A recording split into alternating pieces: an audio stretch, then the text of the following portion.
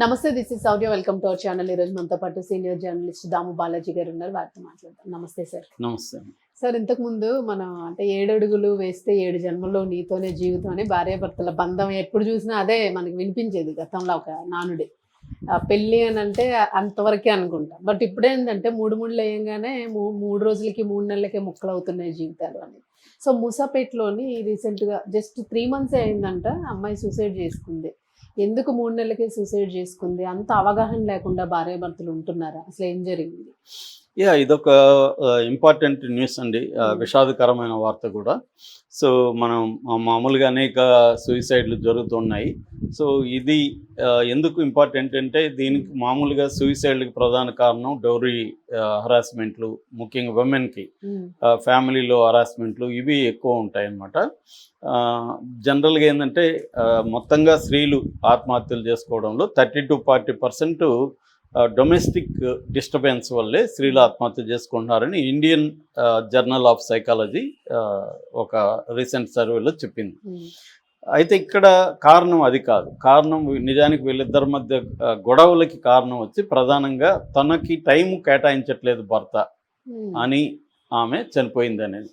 ఎందుకంటే ఆ అమ్మాయి పేరెంట్స్ కూడా హరాస్ చేశాడనో, డౌరీ డిమాండ్ చేశాడనో, ఇంకోటో కాదు.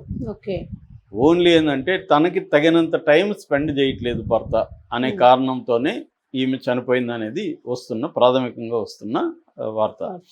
సో ఇలాంటి సిచ్యువేషన్, ఎందుకంటే పెళ్ళి వాళ్ళకి సెప్టెంబర్లో అయింది, 3 నెలలు అయింది పెళ్ళి అయింది. సో 3 నెలలకే ఆమె ఎందుకు ఆత్మహత్య చేసుకోవాలి అన్నంత తీవ్ర స్థాయికి ఎందుకు వెళ్ళింది? అసలు ఇలాంటి సిచ్యువేషన్లు ఎలా ఉన్నాయి? డేటా ఏం చెప్తుంది ఆత్మహత్యలకు సంబంధించి? అలాగే ఇటువంటి దాన్ని మనం ఎలా అర్థం చేసుకోవాలి, దీని నుంచి ఎటువంటి టేక్ అవే ఏంటి అనేది మనం చెప్పుకుందాం. ముందుగా వీళ్ళ విషయం చూస్తే ఈమె పేరు చందనా జ్యోతి, 25 ఏళ్ళు. ఈమెది వైఎస్ఆర్ కడప జిల్లా ప్రొద్దుటూరు నేటివ్. సో ఈమె ఒక సాఫ్ట్వేర్ దీంట్లో వర్క్ ఫ్రమ్ హోమ్ చేస్తుంది. ఈ అబ్బాయి వెంకట సాయి యశ్వంత్ అబ్బాయి పేరు, తెలంగాణ కొత్తగూడెం. అంటే టిపికల్ ఆంధ్ర తెలంగాణ మ్యారేజ్. కొత్తగూడెం. ఈ అబ్బాయి 2 ఏళ్ల పెళ్లి కాకముందు కూడా 2 ఏళ్ళ నుంచి మెడ్ ప్లస్లో ఫార్మసిస్ట్గా పనిచేస్తున్నాడు ప్రైవేట్ కంపెనీలో. సో వీళ్ళిద్దరికి సెప్టెంబర్లో పెళ్ళైంది. ఇద్దరు హైదరాబాద్ మోసాపేట దగ్గర ఉన్న ఆంజనేయ నగర్లో ఒక చిన్న సింగిల్ బెడ్రూమ్ హౌస్ తీసుకొని దాంట్లో కాపురం ఉంటున్నారు. సో ఈమె వర్క్ చేస్తుంది, వర్క్ ఫ్రమ్ హోమ్. అతను మార్నింగ్ వెళ్ళిపోతే అతని జాబ్ నేచర్ ఏంటంటే నైట్ వరకు పడుతుంది. అతను ఎక్కువ అవర్స్ పనిచేయాల్సిన పరిస్థితి ఉంటుంది. అందుకని ఎప్పుడూ నైట్ వస్తాడు, మళ్ళీ మార్నింగ్ లేచి వెళ్ళిపోతాడు. ఆమె మిగతా వాళ్ళతో అంత మింగిల్ కాలేకపోయింది.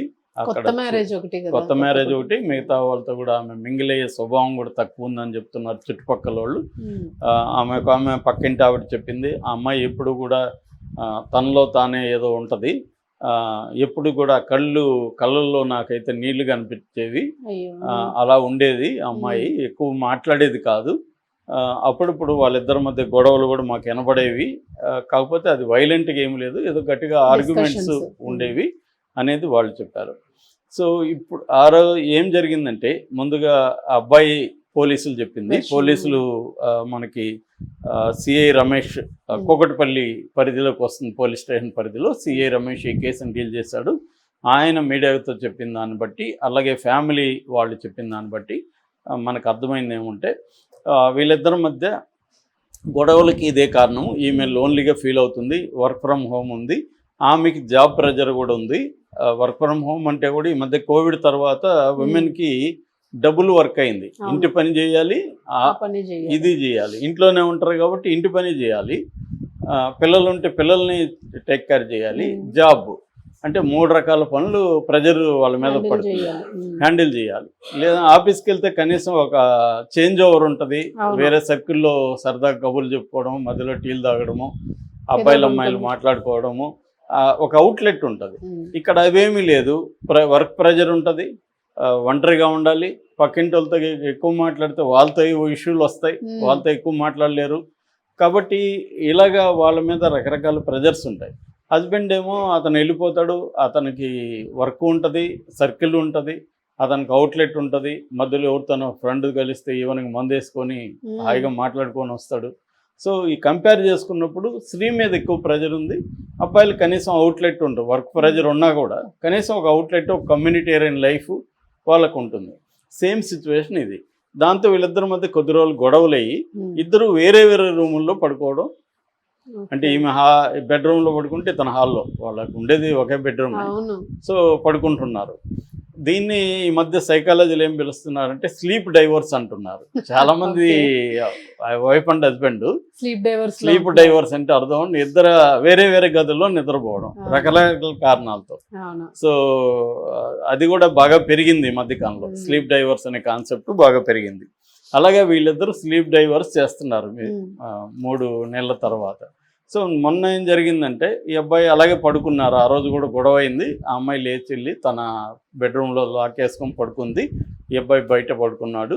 మార్నింగ్ లేచి తలుపు తడితే తీయలేదు, ఎంతసేపు తట్టినా తీయలేదు. దాంతో డౌట్ వచ్చి అతను పక్కింటి వాళ్ళకి చెప్పాడు. సో వాళ్ళు ఫోన్లు చేశారు 108కి. 15 మినిట్స్లో వాళ్ళు మెడికల్ స్టాఫ్ వచ్చి దాన్ని కొట్టి తీస్తే ఆమె చీరతో ఉరేసుకొని ఫ్యాన్కి చనిపోయి ఎలాడుతుంది.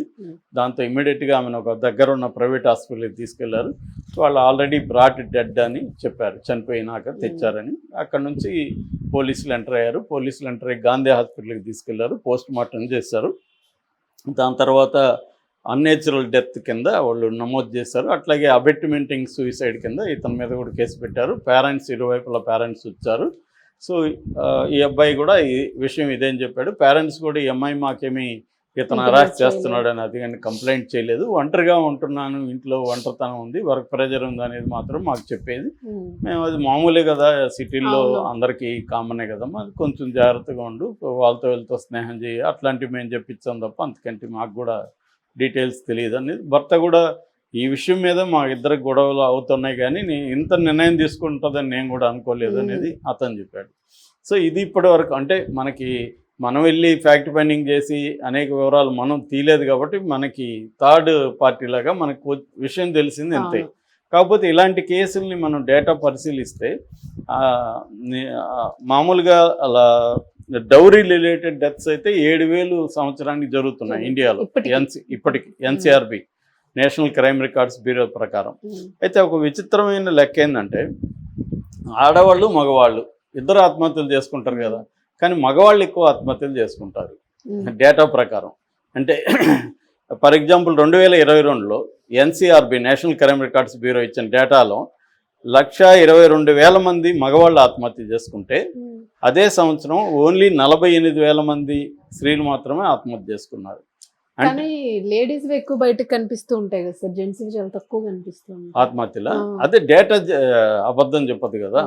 సో అంటే 72% మేల్ చేసుకుంటున్నారు, ఓన్లీ 28% మాత్రమే స్త్రీలు చేసుకుంటున్నారు. అది కూడా మ్యారీడ్ ఉమెన్ కంటే మ్యారీడ్ మెన్ 1.73 టైమ్స్ ఎక్కువ ఆత్మహత్యలు చేసుకుంటున్నారు. దీనికి ప్రధాన కారణం సైకాలజిస్టులు చెప్పేది ఏంటంటే మగవాళ్ళు పైకి కనబడతా ఉంటుంది కానీ వీళ్ళు ఆ ప్రెజర్ని ఎక్కువగా వాళ్ళకి వర్క్ ప్రెజరు, ఇంటి ప్రెజర్ అన్నీ పడుతుంటుంది. వాళ్ళు ఎక్కువ ఆత్మహత్యల వైపు వెళ్తున్నారు. ఎమోషనల్గా వాళ్ళు ఫ్రెగైల్గా ఉంటున్నారు స్త్రీల కంటే. స్త్రీలు చిన్నప్పటి నుంచి కూడా కష్టాలకి వీటికి కొంత రాటు తేలి అలవాటు పడి ఉన్నారు అనేది. అంటే హత్యల విషయంలో ఏమో స్త్రీలు ఎక్కువ హత్యలకు గురవుతున్నారు, ఆత్మహత్యలకు వచ్చేసరికి మగవాళ్ళు ఎక్కువ ఆత్మహత్యలు చేసుకుంటున్నారు. అది కూడా డొమెస్టిక్ రీజన్స్, ఫ్యామిలీ రీజన్సే ప్రధానంగా ఉన్నాయి, మిగతావి సెకండరీగా ఉన్నాయి అన్నమాట. సో ఓవరాల్గా ఆత్మహత్యల రేటు ఇండియాలో 1,00,000 మందికి 12 మంది ఆత్మహత్యలు చేసుకుంటే మగవాళ్ళల్లో 15 మంది ఆత్మహత్యలు చేసుకుంటుంటే స్త్రీలు 7 మంది ఆత్మహత్యలు, ఆల్మోస్ట్ 50% తక్కువ రేటింగ్ పరంగా చూసుకున్నప్పుడు. అయితే ఇక్కడ ఇలా కపుల్స్లో ఎందుకు ఈ మధ్యకాలంలో పెరుగుతుంది అనే దానికి ప్రధానంగా 4 కారణాలు సోషియాలజిస్టులు అండ్ సైకాలజిస్టులు చెప్తున్నారు. ఒకటి ఈ హనీమూన్ పీరియడ్ అంటారు. పెళ్ళి అవగానే ఒక 2 నెలలో 1 నెలలో ఒక్కొక్క కేసులో కొత్తగా ఉంటుంది. సో ఈ హనీమూన్ పీరియడ్ అయిపోయినాక ఇంటిమసీ అడ్జస్ట్మెంట్ అంటారు దాన్ని. ఇంటిమసీ అడ్జస్ట్మెంట్ ముఖ్యంగా ఇంతకుముందు అంటే ఉమ్మడి కుటుంబాలు ఉండేవి, మధ్యలో పెద్దవాళ్ళు వాళ్ళు వీళ్ళు ఇంటర్ఫీర్ అయ్యారు. ఇప్పుడు భార్యాభర్త ఇద్దరి వీళ్ళు ఎక్కడెక్కడో పెరిగి డిఫరెంట్ బ్యాక్గ్రౌండ్స్ నుంచి డిఫరెంట్ కల్చర్స్ నుంచి వచ్చారు. వాళ్ళిద్దరి మధ్య అంతకుముందు ఏ రకమైన ఫ్రెండ్షిప్ ఏ రకమైన ఇది లేదు. వాళ్ళకు ఉన్న అడ్జస్ట్మెంట్ ఇంటిమసీ అంటారు దాన్ని. ఈ అడ్జస్ట్మెంట్ ఇంటిమసీ అనే దగ్గర గొడవలు వస్తాయి. రెండవ ప్రాబ్లం ఫైనాన్షియల్ స్ట్రెయిన్స్. ఎందుకంటే ఇప్పటి వరకు ఇద్దరికి కూడా ఫైనాన్షియల్గా గొడవలు ఉండవు, అంటే వాళ్ళ ప్రాబ్లమ్స్ వేరే ఉంటాయి. ఇప్పుడు ఇద్దరు వచ్చేసినాక ఎవరి డబ్బులు ఎంత, నీ డబ్బులు ఎంత ఖర్చు పెడుతున్నావు, నా డబ్బులు ఎంత ఖర్చు పెడుతున్నావు, దేనికి ఖర్చు పెట్టావు, నువ్వు దానికి ఎందుకు ఖర్చు పెట్టావు, అది నీకు అవసరం లేదు కదా, ఇది ఎందుకు కొన్నావు, అది ఎందుకు కొన్నావు అనే దగ్గర నుంచి ఇంకా అన్ని గొడవలు మొదలవుతాయి. మూడోది వచ్చి లాస్ ఆఫ్ ఇండిపెండెన్స్. పెళ్లి చేసుకున్నాక నాకు ఫ్రీడమ్ పోయిందని అతను అనుకుంటాడు, ఆమె నాకు ఫ్రీడమ్ పోయిందని ఆమె అనుకుంటుంది. సో ముఖ్యంగా మగవాళ్ళకి ఫ్రీడమ్ పోయిందని ఎక్కువ అనుకుంటారు. ఎందుకంటే ఇప్పుడు ఈమె ఏం చేస్తుందో డిమాండ్, నువ్వు ఇంటికి రా నువ్వు ఫోన్ చేస్తుంది, ఎప్పుడు వస్తున్నావు, ఎక్కడ ఉన్నావు, ఫోన్ చేస్తుంది. ఎందుకంటే ఈమెకి లోన్లీనెస్ ఉంది. అతనేమి నేను ఇంటికి పోయి ఏం చేయాలి, నేను ఏదో సరదాగా ఫ్రెండ్ కలుస్తాడు, టీ తాగడమో లేకపోతే మందు అలవాటు ఉంటూ మందు వేయడమో ఏదో చేస్తాము. రెండోది ఎక్స్ట్రా అవర్స్ ఏమన్నా చేసుకుని నాకు డబ్బులు వస్తుంది. ఈ అమ్మాయి ముందు కూర్చుంటే బతికేది ఎలాగా, డబ్బులు అతనికి 25,000 30,000 ఎంతో శాలరీ ఉంది, సో ఇది సరిపోదు కదా అనేది అతని పాయింట్. సో ఇది ఆ అమ్మాయికేమో డబ్బులు ప్రాబ్లమ్స్ ఉంటాయి, అయినా కూడా ఇంటిమసీ కావాలి, ఒక వ్యక్తి ఎవరితో మాట్లాడుకోవాలి. అతను లేకపోతే నాకు సర్కిల్ లేదు, ఎందుకంటే ప్రొద్దుటూరు నుంచి వచ్చింది, ఇక్కడ సర్కిల్ లేదు. ఒకవేళ ఉన్న హైదరాబాద్లో ఎక్కడెక్కడ ఉంటారు, రారు, మాట్లాడుకునే పద్ధతి ఉండదు. రెండోది ఈ అమ్మాయి అంత అవుట్వర్డ్గా ఉండే అమ్మాయి కూడా కాదు. 3 months అంటే అసలు ఏం అర్థం. అదే సో ఇలా ఇది నాలుగవది కెరీర్ ప్రాబ్లం అండి. కెరీర్ ప్రాబ్లం ఏంటంటే ఈ మధ్య కాలంలో పేరుకి సాఫ్ట్వేర్ అంటారు కానీ వాళ్ళ మీద విపరీతమైన ప్రెజర్ ఉంటుంది. వాళ్ళు చాలా హార్ష్గా, నేను 2-3 కేసులు వింటున్నాను, అవి వింటే మనకి భయం వేస్తుంది. చాలా హార్ష్గా లీవులు ఇచ్చి క్యాన్సిల్ చేయడం, లీవులు ఇవ్వకపోవడం, వాళ్ళ మీద నిఘా పెట్టడం.